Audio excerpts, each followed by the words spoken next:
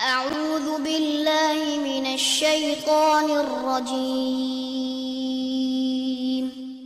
بسم الله الرحمن الرحيم الحمد لله رب العالمين والصلاة والسلام على نبينا محمد وعلى آله وصحبه أجمعين أما بعد عمدۃ الاحکام صحیح بخاری اور صحیح مسلم کی احادیث پہ مشتمل ایک عظیم کتاب، اور آج ہم شروع کریں گے حدیث نمبر 14 سے 14 سے۔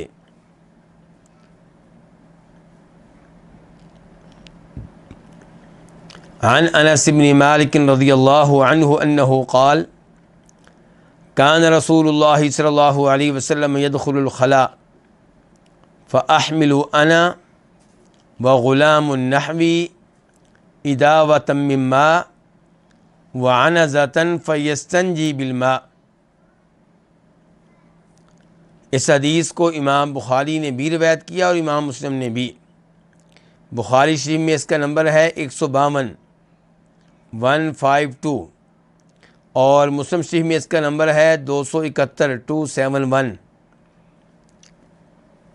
راوی ہیں انس بن مالک رضی اللہ تعالی عنہ، اور ان کے بارے میں پہلے گفتگو ہو چکی ہے کہ نبی علیہ الصلوۃ والسلام کی خدمت کا اعداد حاصل کیا، مسلسل 10 سال آپ کی خدمت کرتے رہے اور ایک لمبی عمر پائی۔ ان کے بارے میں اتفاق ہے کہ ان کی کم از کم عمر 100 سال تھی، اس سے زیادہ کتنی تھی اس کے بارے میں اختلاف ہے۔ تو انس بن مالک رضی اللہ عنہ سے روایت ہے انہ قال کہ بے شک انہوں نے کہا کان رسول اللہ صلی اللہ علیہ وسلم يدخل الخلاء، کہ رسول اللہ صلی اللہ علیہ وسلم داخل ہوتے الخلاء قضائے حاجت کی جگہ میں، اور یہاں پہ خلاء سے مراد قضائے حاجت کی وہ جگہ نہیں ہے جو گھروں میں اس کام کے لیے تیار کی گئی ہوتی ہے، بلکہ اس سے مراد ہے جنگل میں، صحرا میں، باہر کسی کھلی جگہ میں۔ فَأَحْمِلُ أَنَا، تو میں اٹھاتا۔ کون کہہ رہے ہیں میں اٹھاتا؟ انس بن مالک رضی اللہ عنہ کہہ رہے ہیں میں اٹھاتا، وغلام نحوی، اور میرے جیسا ایک لڑکا اٹھاتا۔ میرے جیسا اس سے کیا مراد ہے؟ ان کی میری عمر کا۔ تو میں اور میرے جیسا ایک لڑکا ہم اٹھاتے، کیا اٹھاتے؟ اداوتن من ماء، پانی سے بھرا ہوا برتن۔ اداوا اس برتن کو کہتے ہیں جو چمڑے سے تیار کیا گیا ہو۔ وعنزتن، اور ہم کیا اٹھاتے؟ چھوٹا نیزہ۔ آپ اس کا معنی برچھی بھی کر سکتے ہیں، چھوٹا نیزہ بھی کر سکتے ہیں۔ فیستنجی بالماء، چنانچہ آپ پانی کے ساتھ استنجا کرتے۔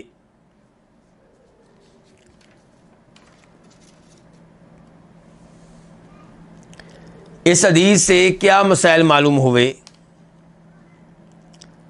ایک تو یہ معلوم ہوا کہ نبی صلی اللہ علیہ وسلم کی خدمت کیا کرتے تھے انس بن مالک رضی اللہ عنہ، اور ایک اور لڑکا بھی۔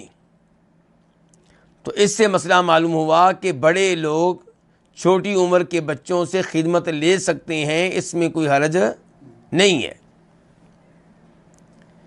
یہاں پہ ایک حدیث آپ کے سامنے رکھنا چاہوں گا، یہ بخاری شریف میں آئی ہے اور اس کا نمبر ہے 5166 5166۔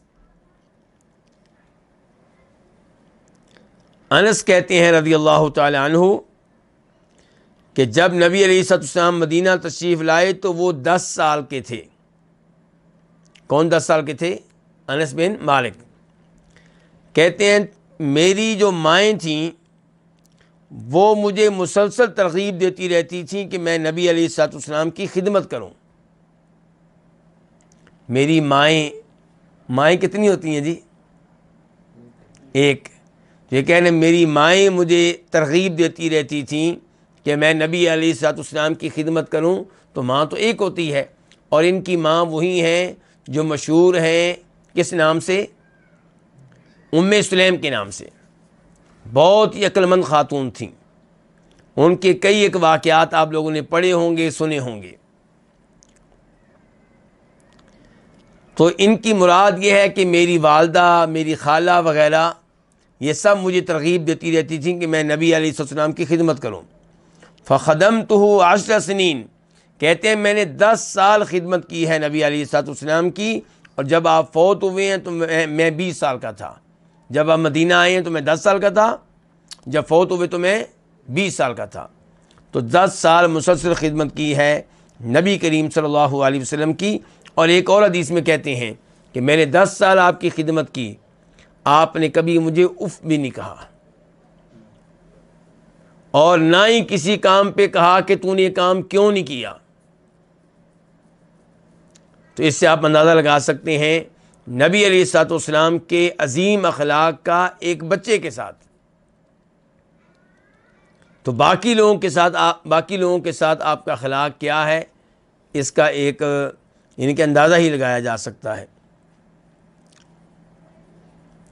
اس حدیث سے بھی پتہ چلا کہ آپ جب قضائے حاجت کے لیے جائیں تو ذہنی طور پہ تیار ہوں کہ آپ نے استنجا کیسے کرنا ہے، گندگی کو صاف کیسے کرنا ہے۔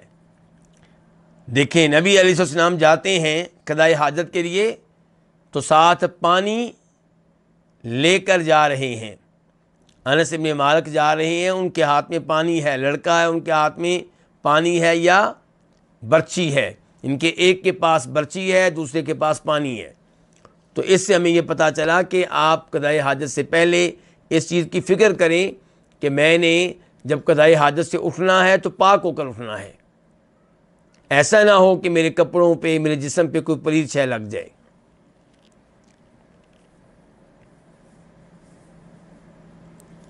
اور یہاں پہ یہ بھی بیان کرنا چاہوں گا کہ استنجا جو ہے، یعنی کہ اپنی گندگی کو صاف کرنا، پیشاب یا پخانے کو، یہ پانی کے ساتھ بھی ہو سکتا ہے اور پتھروں کے ساتھ بھی۔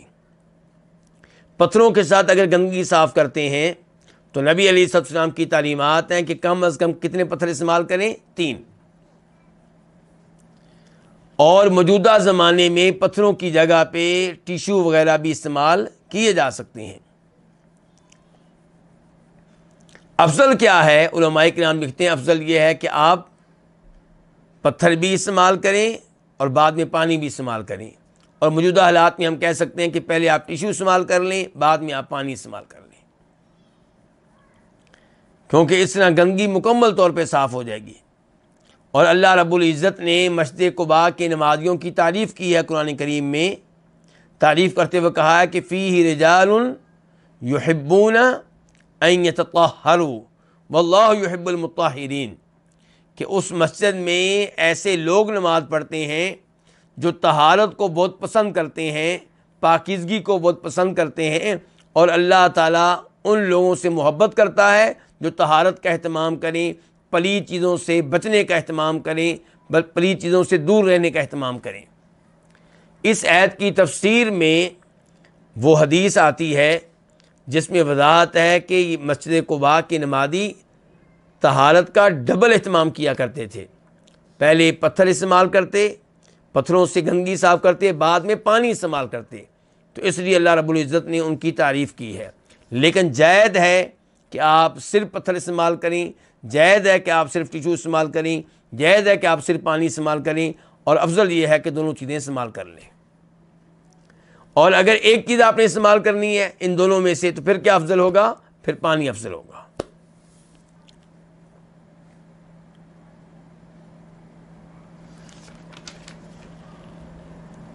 اب بڑھتے ہیں ہم حدیث نمبر 15 کی طرف۔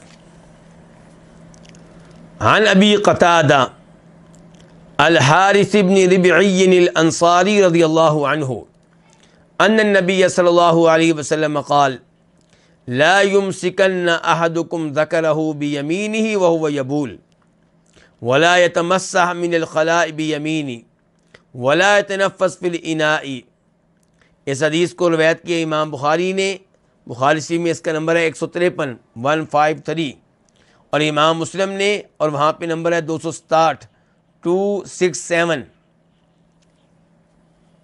ابو قتادہ سے روایت ہے، جن کا نام کیا حارث بن ربعی الانصاری، ان کے نام کے بارے میں اختلاف ہے، لیکن مشہور یہی ہے کہ ان کا نام حارث ہے۔ ان سے روایت ہے کہ بے شک نبی علیہ الصلوۃ والسلام نے فرمایا، لا یمسکن، نہ پکڑے، احدکم تم میں سے کوئی، ذکرہ اپنی شرمگاہ کو، بیمینہ اپنے دائیں ہاتھ کے ساتھ، وہو یبول جب کہ وہ پیشاب کر رہا ہو۔ تو پیشاب کرتے ہوئے اپنی شرمگاہ کو دائیں ہاتھ سے پکڑنے کی اجازت نہیں ہے، یعنی کہ اس کے لیے آپ کون سا ہاتھ استعمال کریں؟ بائیں ہاتھ۔ اگر آپ سمجھتے ہیں کہ ہاتھ لگانے کی ضرورت ہے استنجا وغیرہ کرنے کے لیے تو بائیں ہاتھ استعمال کریں۔ ولا يتمسح من الخلاء بیمینہ، اور نہ صاف کرے بیمینہ اپنے دائیں ہاتھ کے ساتھ، من الخلاء خلا کی وجہ سے، خلا سے مراد ہے یہاں پہ پخانہ، اور من کا معنی آپ کر سکتے ہیں سببیہ، ان کے پخانے کی وجہ سے جب صفائی کرے تو دائیں ہاتھ کے ساتھ صفائی نہ کرے۔ کس کے ساتھ کرے؟ بائیں ہاتھ کے ساتھ۔ ولا يتنفس فی الاناء، اور نہ سانس لے برتن میں۔ کس موقع پہ؟ جب پانی پی رہے ہیں، کوئی اور چیز پی رہے ہیں، دودھ پی رہے ہیں، تو جب کوئی چیز پی رہے ہوں تو برتن میں سانس لینے کی اجازت نہیں ہے۔ ویسے تو نبی علیہ الصلوۃ والسلام سانس لیا کرتے تھے، آپ کی کیا سنت ہے کتنی بار سانس لیں؟ اگر ایک گلاس پانی ہے آپ کے پاس تو آپ اس میں کم از کم 3 بار سانس لیں، یہ سنت ہے نبی علیہ الصلوۃ والسلام کی۔ لیکن برتن کے اندر سانس نہیں لینا، سانس برتن سے باہر لینا ہے۔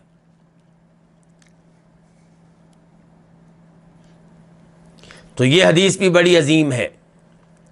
تو آپ اندازہ لگا سکتے ہیں کہ ہمارا دین کتنا عظیم ہے، کیسے اہتمام کرتا ہے ہمارا دین ہماری پاکیزگی کا، کیسے اہتمام ہے ہمارے دین میں اس بات کا کہ ہم پلید چیزوں سے دور رہیں۔ اور پھر یہ دیکھیں کہ دایاں ہاتھ چونکہ شریعت کہتی ہے اس کو استعمال کیا جائے کس کے لیے؟ کھانے پینے کے لیے، بائیں ہاتھ سے کھانے پینے کی اجازت نہیں ہے، تو اس لیے کہا گیا کہ دائیں ہاتھ کو جو کھانے پینے کے لیے ہے آپ پلید چیزوں میں استعمال نہ کریں۔ کتنا عظیم دین ہے، اور عظیم کیوں نہ ہو؟ کیونکہ اللہ رب العزت کی طرف سے ہے۔ تو پیشاب کرتے ہوئے دایاں ہاتھ شرمگاہ کو لگانے کی اجازت نہیں ہے۔ سوال یہ ہے کہ پیشاب کے علاوہ، قضائے حاجت کے علاوہ کیا اپنا ہاتھ اپنی شرمگاہ کو لگا سکتے ہیں؟ تو جواب یہ کہ لگا سکتے ہیں۔ یہ جو ممانعت آئی ہے، یہ جو پابندی آئی ہے، یہ تب ہے جب آپ پیشاب کر رہے ہوں، کیونکہ ممکن ہے کہ پیشاب کے قطرے لگ جائیں آپ کے ہاتھ کو۔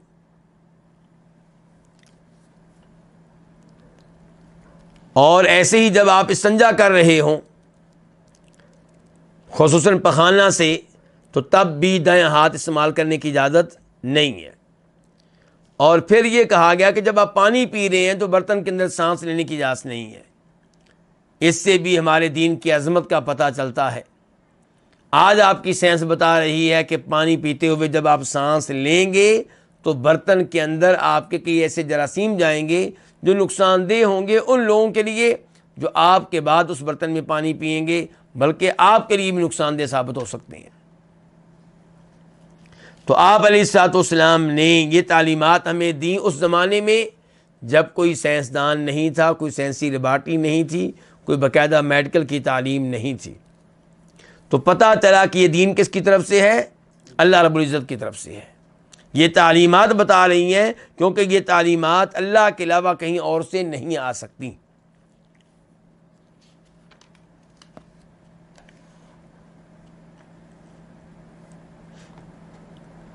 تو اس حدیث سے پتہ چلا کہ دایاں ہاتھ کتنا عظیم ہے، اور یہ کہ اس کو پلید چیزوں سے بچانا چاہیے، محفوظ رکھنا چاہیے۔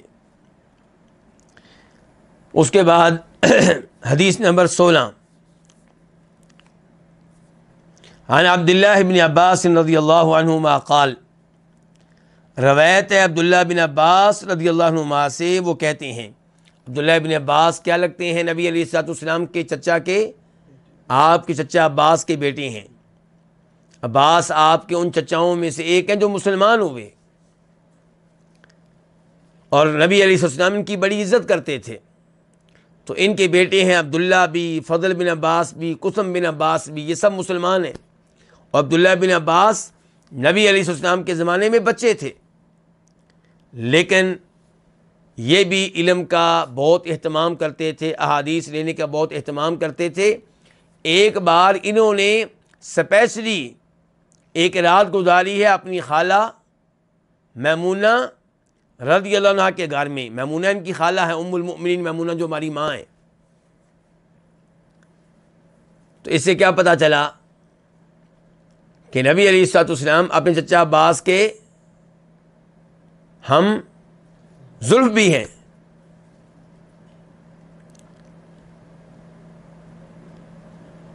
معاملہ واضح ہے نا؟ تو میمونہ جو ہیں یہ خالہ لگتی ہیں کہ ان کی عبداللہ بن عباس کی۔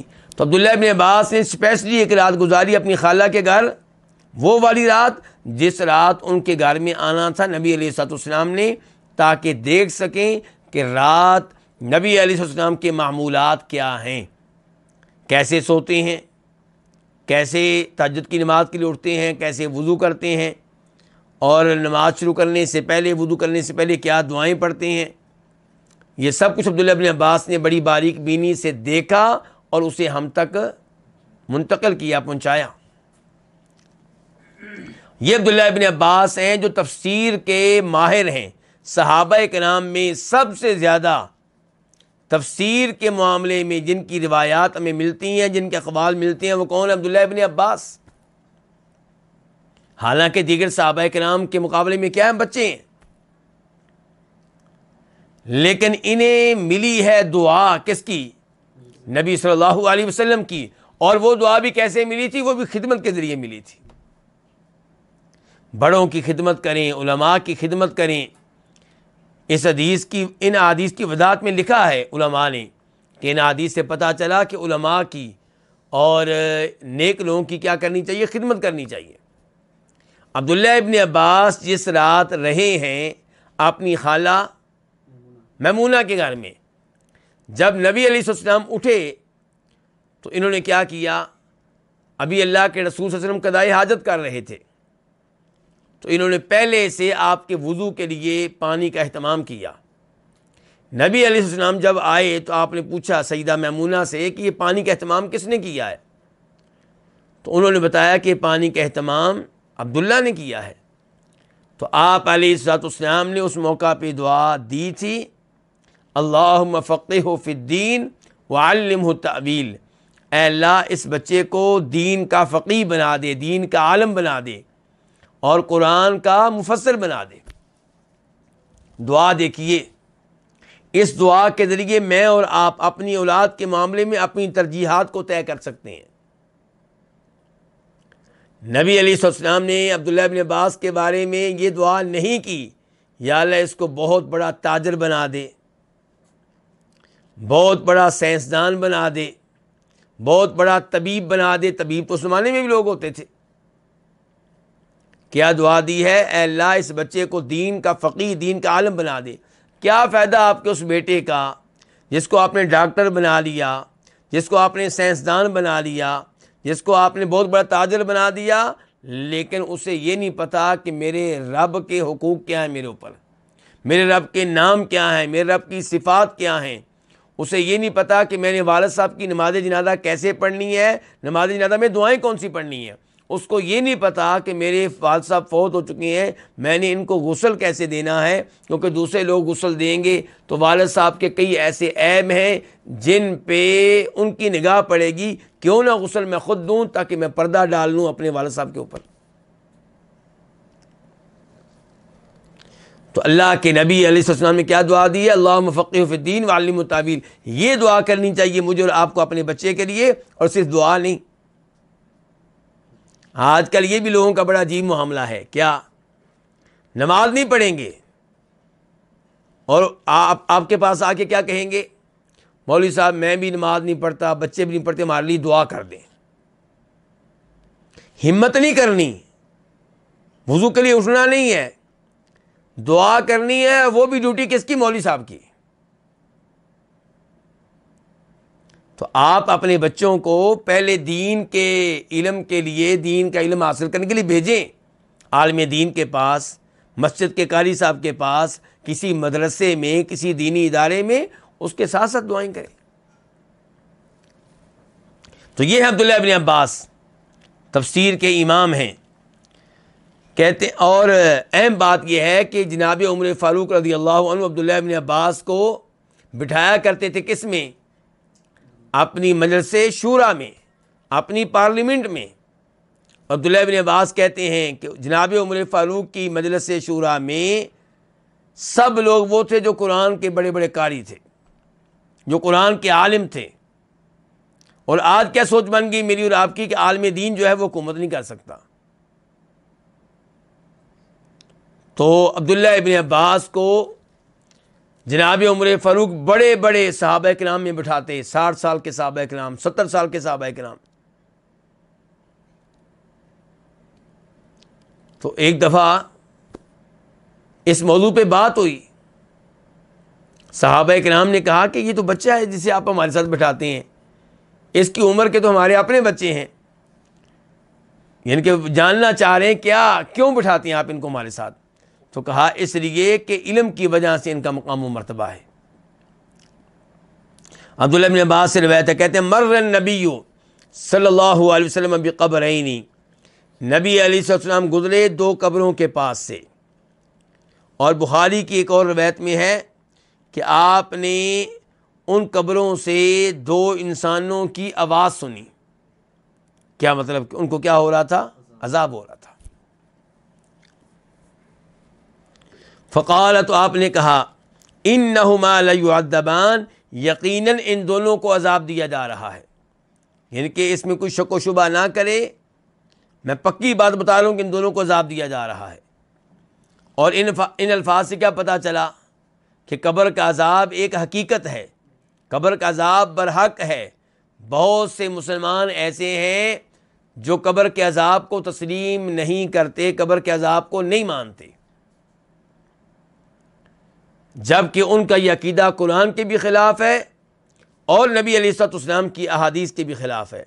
قرآن مثال کے طور پہ اللہ تعالیٰ کہتے ہیں النار یعرضون علیہا غدوا وعشیا ویوم تقوم الساعۃ ادخلوا آل فرعون اشد العذاب۔ اللہ تعالیٰ تذکرہ کر رہے ہیں فرعون کا اور اس کے لشکروں کا۔ فرمایا صبح و شام انہیں جہنم کی آگ کے سامنے پیش کیا جاتا ہے، پیش کیا جائے گا نہیں بلکہ پیش کیا جاتا ہے۔ کیوں ہم یہ ترجمہ کر رہے ہیں پیش کیا جاتا ہے؟ کیونکہ اس کے بعد اللہ تعالیٰ کہہ رہے ہیں اور جب قیامت قائم ہوگی تب کہا جائے گا کہ ان کو شدید ترین عذاب میں داخل کر دو۔ اس کا مطلب یہ ہے کہ قیامت کا عذاب وہ دوسرے جملے میں بیان ہوا، اور پہلے جملے میں جو بیان ہوا وہ کون سا عذاب ہے؟ قبر کا عذاب ہے۔ اس کے علاوہ کئی آیات ہیں اور یہ حدیث بھی ہے کہ ان دونوں کو عذاب دیا جا رہا ہے۔ وما يعذبان فی کبیر، اور ان کو عذاب نہیں دیا جا رہا کسی بڑے معاملے میں۔ کبیر کا معنی کیا ہے کہ ان کو عذاب نہیں دیا جا رہا کسی بڑے معاملے میں؟ ایک مفہوم ان الفاظ کا یہ ہے کہ جس گناہ کی وجہ سے عذاب دیا جا رہا ہے اس گناہ سے بچنا کوئی مشکل نہیں تھا، اس سے بچنا کوئی بڑی بات نہیں تھی۔ دوسرا معنی اس جملے کا یہ ہو سکتا ہے کہ یہ گناہ ان کی نگاہوں میں ہلکا تھا، ان کی نگاہوں میں گناہ کیا تھا؟ ہلکا تھا۔ تو فرمایا ان کو عذاب دیا جا رہا ہے وما یعذبان فی کبیر۔ اور بخاری کی ایک روایت میں ہے جس کا نمبر ہے 6055 6055 کہ وما یعذبان فی کبیرۃ وانہ لکبیر، ان کو عذاب دیا جا رہا ہے ایک ایسے جرم کی وجہ سے جو کوئی بڑا نہیں تھا، یقیناً وہ بہت بڑا ہے۔ یعنی کہ ان کی نگاہوں میں بڑا نہیں تھا لیکن ہے وہ بہت بڑا. اما احدہما، جہاں تک تعلق ہے ان میں سے ایک کا، فکان لا یستتر من البول، تو وہ پیشاب سے بچتا نہیں تھا، پیشاب سے بچنے کی کوشش نہیں کرتا تھا. یہاں پہ آیا لا یستتر، اور کچھ روایات میں آتا ہے لا یستبرئ، اور کچھ میں آتا ہے لا یستنزہ. تینوں الفاظ صحیح حدیث سے ثابت ہیں، اور تینوں کا نتیجہ یہی نکلے گا کہ پیشاب سے بچنے کی کوشش نہیں کرتا تھا. تو اس وجہ سے قبر میں کیا ہو رہا ہے؟ عذاب. تو یہ وارننگ ہے میرے لیے، آپ کے لیے، ہمارے بچوں کے لیے کہ پیشاب وغیرہ کرنے کے معاملے میں احتیاط کریں. آج لوگ اس معاملے کو اہمیت نہیں دیتے، پیشاب کے لیے بیٹھتے ہیں اور ابھی صحیح معنوں میں فارغ نہیں ہوئے ہوتے تو کھڑے ہو جاتے ہیں. پیشاب کے قطرے ان کی شلوار پہ گر رہے ہوتے ہیں، ان کی پینٹ پہ گر رہے ہوتے ہیں، اور پھر جب ہم انہیں کہتے ہیں نماز پڑھو، کہتے ہیں میرے کپڑے خراب ہیں. بھئی نماز نہ پڑھنا تمہارا بہت بڑا جرم ہے، لیکن اس سے پہلے یہ جرم ہے کہ تم نے پلید کپڑے کیوں پہنے ہوئے ہیں. پیشاب کرتے ہوئے اپنے کپڑوں کو اس پلید شے سے، پیشاب سے بچانے کی کوشش کیوں نہیں کی؟ ایسا واش روم گھر میں کیوں نہیں بنایا گیا کہ جس واش روم میں پیشاب کے قطرے اوپر کو نہ اٹھیں؟ تو اس چیز کا اہتمام کیا جائے، اس پہ پیسہ لگایا جائے کہ واش روم آپ کا ایسا ہو جو آپ کے جسم اور کپڑوں کو پلید نہ کرے. اور ایک حدیث میں آتا ہے کہ قبر میں زیادہ تر جو عذاب ہوتا ہے وہ اس گناہ کی وجہ سے ہوتا ہے. کس گناہ کی وجہ سے؟ پیشاب والے گناہ کی وجہ سے. تو پیشاب سے بچنے کو سنجیدگی سے لیا جائے، اس کو اہمیت دی جائے. وَأَمَّا الْآخَرُ، اور فرمایا جہاں تک تعلق ہے دوسرے کا، فَكَانَ يَمْشِي بِالنَّمِيمَةِ، تو وہ چلتا تھا چغلی کے ساتھ، یعنی کہ چغلیاں کیا کرتا تھا. چغلی کسے کہتے ہیں جی؟ ایک ہوتی ہے غیبت، ایک ہوتا ہے بہتان، اور ایک ہوتی ہے چغلی. غیبت کیا ہے؟ کہ جو انسان یہاں پہ موجود نہیں ہے، میں آپ کے سامنے اس کی برائی بیان کروں اور برائی اس میں واقعی موجود ہو، لیکن میں ذکر کر رہا ہوں اس کی عدم موجودگی میں، اس کو کیا کہیں گے؟ غیبت. اور یہ گناہ ہے، بڑا گناہ ہے، چھوٹا گناہ نہیں ہے. اور دوسرے نمبر پہ کیا؟ بہتان، کہ میں کسی کے بارے میں کہہ رہا ہوں کہ اس میں یہ برائی پائی جاتی ہے جبکہ وہ برائی اس میں موجود ہی نہیں ہے، تو میں تہمت لگا رہا ہوں. بہت بڑا جرم ہے یہ، بہت بڑا گناہ ہے. اور تیسرے نمبر پہ یہ ہے کہ میں کسی کے خلاف گفتگو کرتا ہوں آپ لوگوں کے سامنے، تو یہ گفتگو میں نے کی، میرا گفتگو کرنا کیا ہوا؟ غیبت. لیکن وہ یہاں پہ موجود نہیں ہے، تو یہ بات یہیں تک رہی. اب آپ میں سے کسی نے جا کر وہ بات اس کو بتا دی، اس کو بتا دیا گیا کہ عبد الباسط آپ کے خلاف یہ باتیں کر رہا تھا. یہ کیا ہے؟ نمیمہ، یہ ہے چغلی. اور چغلی اتنا بڑا جرم کیوں ہے؟ کیونکہ چغلی کے ذریعے مسلمان بھائی کو دوسرے مسلمان بھائی سے لڑایا جا رہا ہے. کتنا غصہ آئے گا اس کو کہ میرے خلاف اس نے بات کی ہے، اور اس غصے کی وجہ سے دوریاں بڑھیں گی، نفرتیں بڑھیں گی. جبکہ اسلام وہ دین ہے جو کوشش کرتا ہے کہ مسلمان سے محبت کرنے والا ہو. ہمیں تو کہا گیا مسلمان بھائی کو کھانا کھلاؤ، مسلمان بھائی کو تحفہ دو، مسلمان بھائی کو سلام کہو، اور یہ وہ تمام چیزیں ہیں جن سے محبت بڑھتی ہے. ہمیں تو روکا گیا مسلمان بھائی کو تکلیف دینے سے، یہاں تک کہ کہا گیا کہ جس نے کچا پیاز کھایا ہو، کچا تھوم کھایا ہو، ہماری مسجد کے قریب بھی نہ آئے. تو آپ چغلیاں کریں، دو مسلمان بھائیوں کو لڑائیں، تو یہ بہت بڑا جرم ہے. اس کی وجہ سے قبر میں عذاب ہوتا ہے. فَأَخَذَ جَرِيدَةً رَطْبَةً، تو نبی علیہ السلام نے لی جریدہ، ٹہنی، رطبہ تر و تازہ ہری. فشقها نصفین، تو آپ نے اس کو دو حصوں میں تقسیم کر دیا، اس کو آپ نے توڑ ڈالا، توڑ کے اس کے کتنے حصے بنا دیے؟ دو۔ فغرز فی کل قبر واحدہ، تو آپ نے گاڑ دیا ہر قبر میں واحدتاً ایک حصے کو، ٹہنی کے ایک حصے کو۔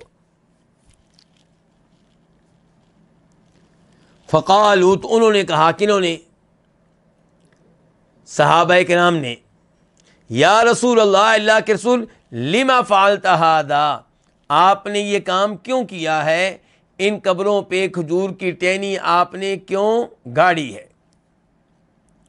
قال، تو آپ نے کہا، لعلہ یخفف عنہما ما لم ییبسا، امید ہے کہ ان کے عذاب میں تخفیف کی جائے گی، کمی کی جائے گی، کب تک؟ جب تک کہ یہ دونوں ٹہنیاں خشک نہ ہو جائیں۔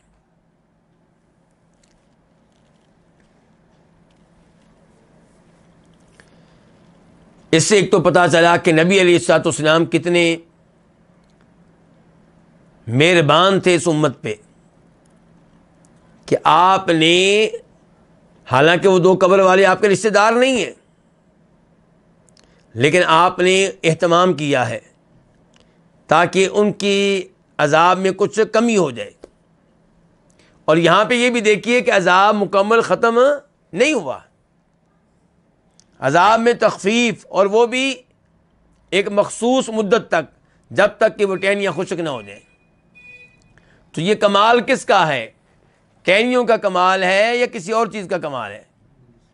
اگر تو یہ کمال ہے ٹہنیوں کا، پھر تو میں اور آپ بھی لوگوں کی قبروں پہ ٹہنیاں گاڑا کریں، وہاں پہ درخت لگایا کریں، تاکہ ان کے عذاب میں کیا ہو جائے؟ کمی ہو جائے۔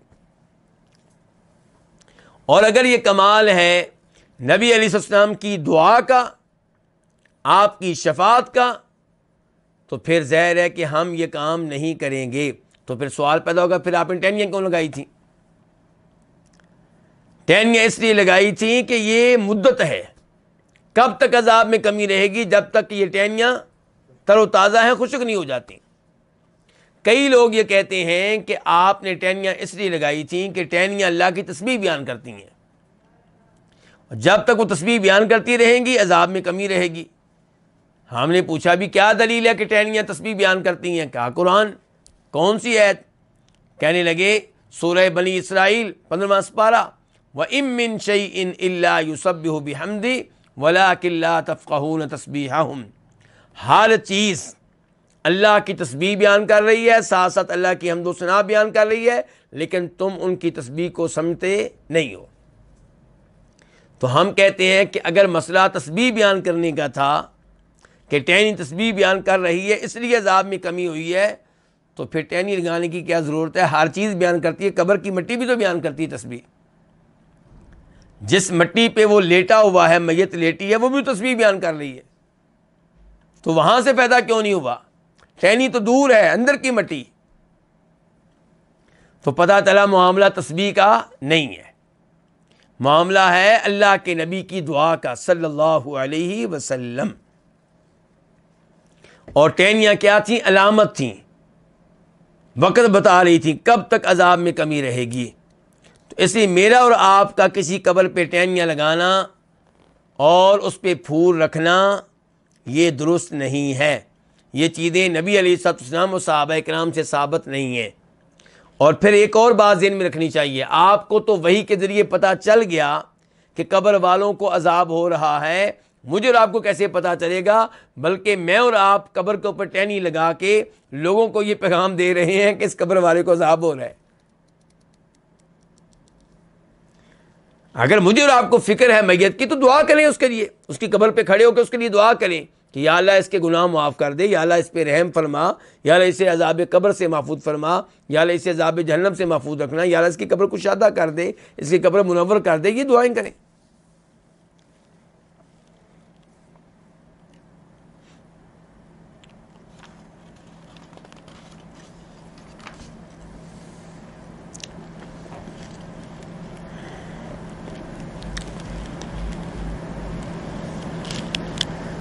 تو یہ حدیث بھی بڑی عظیم حدیث ہے اور تقریباً اس کے سبھی مسائل میں نے آپ کے سامنے رکھ دیے ہیں۔ اب ہم منتقل ہوتے ہیں حدیث نمبر 17 کی طرف، اور حدیث نمبر 17 سے نیا باب شروع ہو رہا ہے۔ اس سے پہلا باب کیا تھا؟ بیت الخلاء میں داخل ہونے کا باب تھا، استنجا کرنے کا باب تھا، گندگی کو صاف کرنے کا باب تھا، اور اب ہے باب السواک، مسواک کرنے کے بارے میں باب، یعنی کہ اس باب میں جو حدیث آئیں گی ان کا تعلق کس سے ہوگا؟ مسواک کرنے سے۔ السواک اس کا ایک معنی ہوتا ہے مسواک کرنا، دوسرے نمبر پہ السواک اس لکڑی کو کہتے ہیں جس کو آپ دانتوں پہ مارنے کے لیے استعمال کرتے ہیں، وہ بھی مسواک ہے۔ مسواک کرنا ایک عمل بھی ہے، اور خود مسواک کو بھی مسواک کہتے ہیں، السواک کہتے ہیں۔ اور دین اسلام کی عظمت کے اوپر آپ غور کرتے چلے جائیں، دین اسلام کی محبت اپنے دلوں میں داخل کریں، یہ سوچ کر کہ ہماری شریعت نے ہمیں کس قدر صفائی کے بارے میں کہا، مسواک کرنے کے بارے میں کہا ہے، 5 ٹائم نمازیں پڑھنے سے پہلے 5 ٹائم وضو کرنے کے بارے میں کہا ہے۔ 5 ٹائم وضو کریں گے، چہرہ صاف ہوگا، ناک صاف ہوگی، منہ آپ کا صاف ہوگا، ہاتھ آپ کے صاف ہوں گے، پاؤں آپ کے صاف ہوں گے، اور پھر اوپر سے مسواک کا بھی کہا جا رہا ہے۔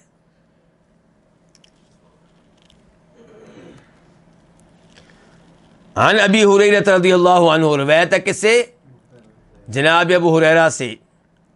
یہ وہ صحابی ہیں جن کو کہا جاتا ہے امیر المؤمنین فی الحدیث، کہ حدیث کے شعبے میں مومنوں کے امیر ہیں۔ سب سے زیادہ احادیث روایت کرنے والے صحابی کون ہیں؟ جناب ابو ہریرہ رضی اللہ تعالیٰ عنہ۔ حالانکہ مسلمان کب ہوئے ہیں؟ 7 ہجری میں، 7 ہجری میں۔ اللہ کے نبی کب فوت ہوئے ہیں؟ صلی اللہ علیہ وسلم 11 میں، 11 میں۔ تو ان کو موقع کتنا ملا آپ کے ساتھ رہنے کا؟ 4 سال سے کم، 3 سال، 3.25 سال، 3.5 سال، اور احادیث بیان کرتے ہیں سب سے زیادہ۔ اس سے آپ اندازہ لگا سکتے ہیں کہ انہوں نے نبی علیہ السلام کی احادیث جمع کرنے کے لیے کتنی محنت کی ہے، اور اس میں کوئی شک و شبہ نہیں ہے۔ جناب ابو ہریرہ فرماتے ہیں کہ تم لوگ کہتے ہو ابو ہریرہ بڑی حدیثیں بیان کرتا ہے۔ بھئی میں حدیثیں اتنی کیوں بیان کرتا ہوں؟ اس لیے کہ میں ہر وقت نبی علیہ السلام کے ساتھ رہتا تھا۔ انصاری صحابہ کرام چلے جاتے، اپنے اپنے باغات میں، کھیتیوں میں مصروف رہتے، مہاجر صحابہ کرام چلے جاتے، بازاروں میں تجارت کرتے، اور میں تھا جو ہر وقت اللہ کے رسول کے ساتھ رہنے کی کوشش کرتا، مسجد نبی میں پڑا رہتا، کئی دفعہ بھوک لگتی میں پھر بھی ادھر ہی ہوتا۔ تو جناب ابو ہریرہ سے روایت ہے، وہ نبی علیہ السلام سے روایت کرتے ہیں کہ آپ نے فرمایا لولا ان اشق علی امتی لامرتهم بالسواک عند کل صلاۃ،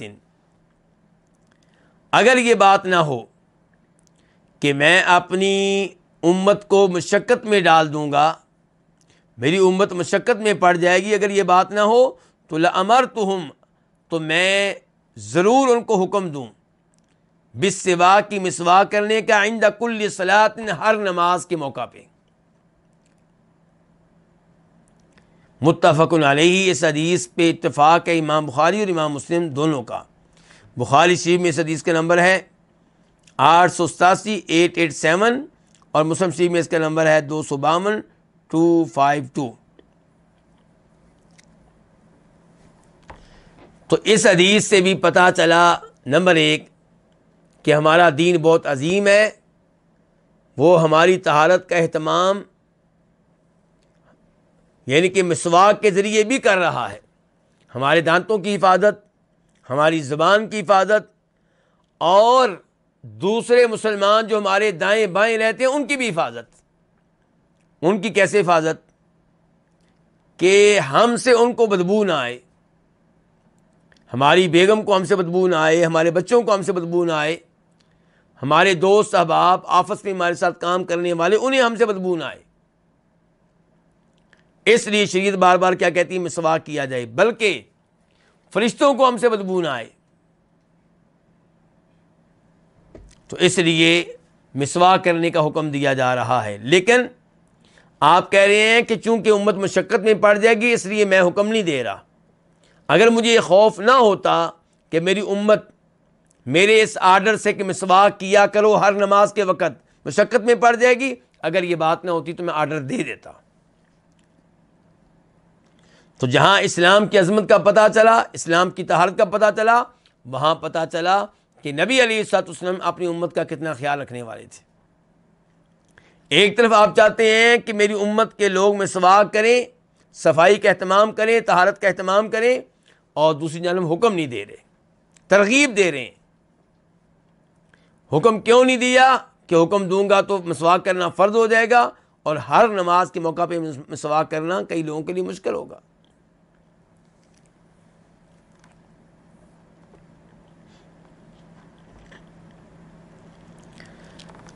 کیا وضو کے موقع پہ مسواک کی جائے گی یا نماز کے موقع پہ مسواک کی جائے گی؟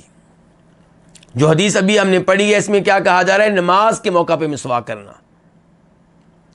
اور ایک اور حدیث میں آتا ہے وضو کے موقع پہ مسواک کرنا. دونوں حدیثیں صحیح ہیں، تو دونوں موقع پہ دونوں مقامات پہ مسواک کرنا چاہیے. دوسری حدیث کیا ہے؟ یہ مسند احمد کی ہے اور نمبر ہے اس کا 9928 9928، اور امام بخاری بھی اس کو لے کر آئے ہیں لیکن بطور معلق، کہ لولا ان اشق علی امتی لامرتہم بالسواک مع کل وضو. اگر یہ بات نہ ہوتی کہ میری امت مشقت میں پڑ جائے گی تو میں ان کو حکم دیتا مسواک کرنے کا ہر وضو کے ساتھ. تو وضو کے موقع پہ بھی مسواک کرنا چاہیے اور نماز کے موقع پہ بھی مسواک کرنا چاہیے. اس لیے آپ عرب ممالک میں دیکھیں گے کہ جب اقامت ہو رہی ہوتی ہے تو کئی لوگ مسواک کر رہے ہوتے ہیں ساتھ ساتھ. کیوں؟ تاکہ نبی علیہ السلام کی اس حدیث پہ عمل پیرا ہو سکے.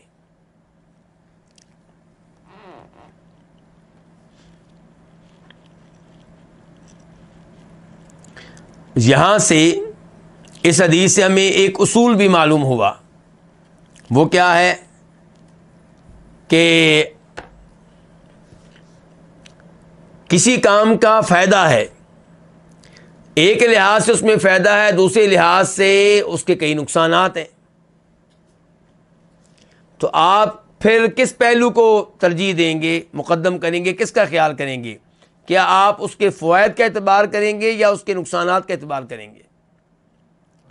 مسواک کریں تو فائدے ہیں، صفائی، طہارت، کسی کو بدبو نہیں آئے گی، کوئی آپ سے نفرت نہیں کرے گا. اور اگر مسواک کو واجب قرار دیا جائے تو نقصان کیا ہے؟ امت مشقت میں پڑ جائے گی، مصیبت پڑ جائے گی امت کو.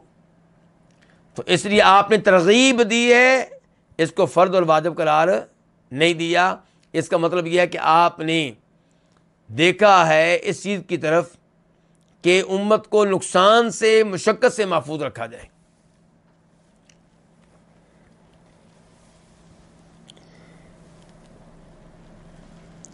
اچھا، یہاں پہ یہ بھی مسئلہ ہے کہ یہ حکم کیوں نماز سے پہلے مسواک کا؟ کچھ علماء کرام کی رائے ہے اللہ تعالیٰ کی وجہ سے، کہ بندہ اپنے رب کے سامنے کھڑا ہو رہا ہے تو اس سے بدبو نہیں آنی چاہیے. اور کچھ علماء کرام کہتے ہیں فرشتوں کی وجہ سے. اور صحیح بات کیا ہے کہ دونوں اسباب ہیں، اللہ کی وجہ سے بھی اور فرشتوں کی وجہ سے بھی. کیونکہ نبی علیہ السلام نے ارشاد فرمایا تھا کہ جس نے کچا پیاز کھایا ہو، کچا تھوم کھایا ہو، ہماری مسجد کے قریب بھی نہ آئے، کیونکہ فرشتے ان چیزوں سے تکلیف محسوس کرتے ہیں جن چیزوں سے انسان تکلیف محسوس کرتے ہیں.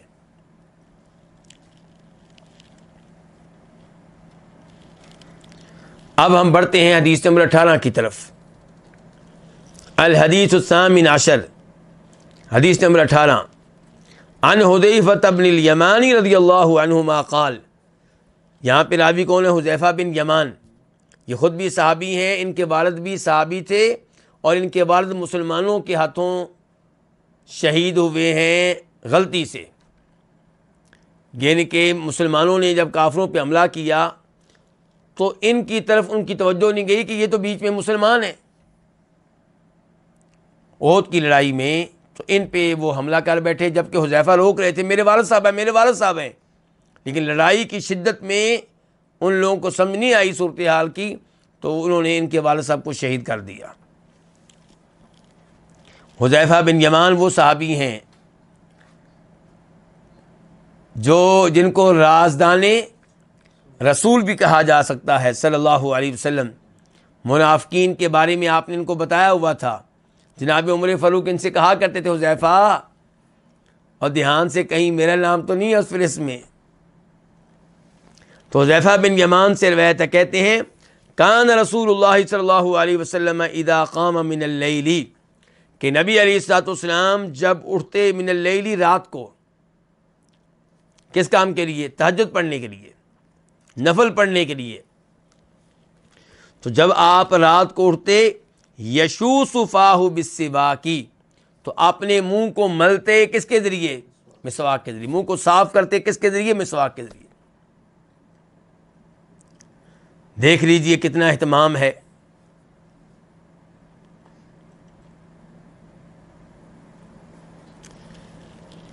کہ اٹھے ہیں رات کے وقت اور اب کھڑے ہونا ہے کس کے سامنے؟ اللہ کے سامنے۔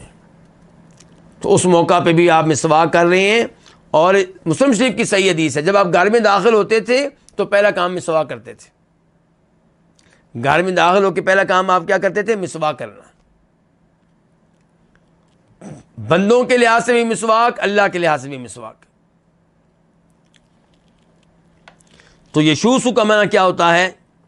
ملنا، صاف کرنا، دھونا۔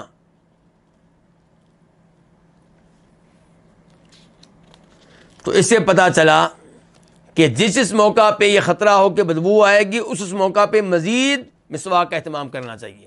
جب انسان سوتا ہے اور صبح اٹھتا ہے تو اس وقت احتمال ہوتا ہے، امکان ہوتا ہے کہ کہیں ہمارے منہ سے بدبو نہ آ رہی ہو، تو اس موقع پہ مسواک کا اہتمام کرنا چاہیے۔ تو یہ ہے 18 حدیث، یہ حدیث نمبر تھی 18۔ یہاں پہ آج کے درس کا اختتام کرتے ہیں۔ اللہ رب العزت سے دعا ہے کہ اللہ تعالی ہمیں طہارت کا، وضو کا، مسواک کا اہتمام کرنے کی توفیق عنایت فرمائے، اور اللہ تعالی ہمیں پلید رہنے سے محفوظ رکھے، پیشاب کی گندگی سے، ایسی دیگر گندگیوں سے اللہ تعالی محفوظ رکھے۔ اللہ ہمیں توفیق دے کہ ہم پاکیزہ رہیں، اور اللہ تعالیٰ پاکیزگی کا اہتمام کرنے والے بندوں سے کیا کرتا ہے؟ محبت کرتا ہے۔ وصلی اللہ تعالی علی نبینا محمد وعلی آلہ وصحبہ اجمعین۔